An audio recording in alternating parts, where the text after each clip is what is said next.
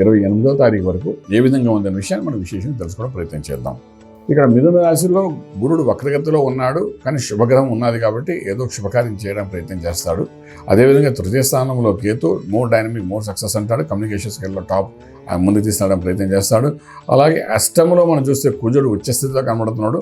భాగ్యంలో చూసేసరికి ఇక్కడ ఆల్మోస్ట్ శుక్రుడు, రవి, బుధుడు, రాహు 4 గ్రహాలు కనిపించాయి. రాజ్యంలో శనీశ్వరుడు కనిపిస్తున్నాడు. ఉద్యోగంలో చిన్న డెవలప్మెంట్ కనబడడం కాకుండా ఉద్యోగం చేసే ప్రదేశంలో మీకు మాత్రం రిలేషన్షిప్ డెవలప్మెంట్ అవుతుంది. తర్వాత మీకు యొక్క హైక్స్ పెరుగుతాయి. అదే మీ మీద ఉన్న గౌరవం పెరుగుతుంది. మీకు అప్రిషియేషన్స్ కూడా జరిగే అవకాశాలు కనబడుతున్నాయి. అలాగే మీరు ముందుకు వెళ్ళినప్పుడు వ్యాపారం చేసే వాళ్ళకైతే చూసుకుంటే రాజ్యంలోని వ్యాపారం, వ్యవసాయం చేసే వాళ్ళందరికీ, స్వయం ఉపాధితో ముందుకెళ్ళే వాళ్ళందరికీ కూడాను చేస్తున్న ప్రదేశంలో అక్కడ ఉన్న వ్యక్తుల ద్వారా మీకు అప్రిషియేషన్ జరిగే అవకాశం ఉంటుంది. ఇవన్నీ మనకు కనబడుతున్నాయి. ఆర్థికంగా కూడా కొంచెం బలోపేతమయ్యే అవకాశం ఉంది. ఇంపోర్ట్ ఎక్స్పోర్ట్ వ్యాపారాలు న్యూట్రల్గా కనిపిస్తున్నాయి. శుభవార్తలు వింటారు. శుభమైన కార్యక్రమాలు కూడా పాల్గొంటారు. వివాహము, ఉపనయన సంస్కారాలు ఇటువంటి కార్యక్రమాల్లో మీరు పాల్గొంటారు. అలాగే వివాహం చాలా కాలం జరిగిన వాళ్ళకు కూడా కొంత వివాహం జరిగే అవకాశం ఉంది. అంటే నా ఉద్దేశం ఏంటంటే 30 ఏళ్ళు, 35 ఏళ్ళు, 40 ఏళ్ళు వచ్చిన వివాహం జరిగిన వాళ్ళు కూడా ఇప్పుడు ప్రయత్నం మూలకంగా చేసుకుంటూ వెళ్ళగలిగితే డెఫినెట్గా దానికంటూ ఒక రిజల్ట్ వచ్చే అవకాశం ఉంది. అలాగే మనం ముందుకు వెళ్ళేటప్పుడు ఏంటంటే ఇంపోర్ట్ ఎక్స్పోర్ట్ వ్యాపారం చాలా లాభదాయకంగా కనబడుతోంది. ట్రేడింగ్ చేసేటప్పుడు మాత్రం మీరు జాగ్రత్తగా ఆచిచూసి చేయాలి.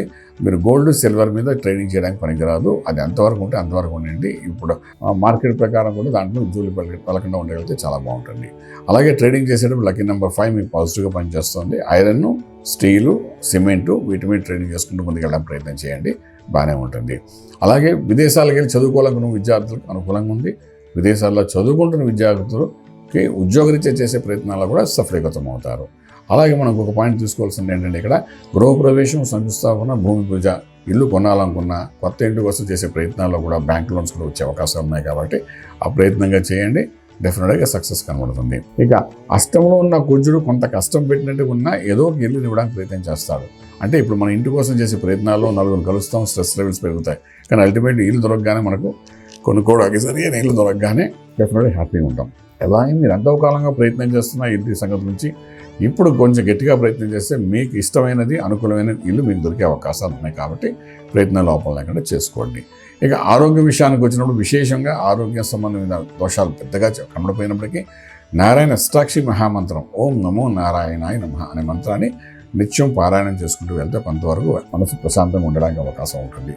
అలాగే ముందు కాబోయే రోజుల్లో మనం మాట్లాడుకోవాల్సిన విషయాల్లో ముఖ్యంగా ఏంటంటే శనీశ్వరుడు రాజ్యంలో ఉండి భాగ్యంలో రాహు ఉన్నాడు కాబట్టి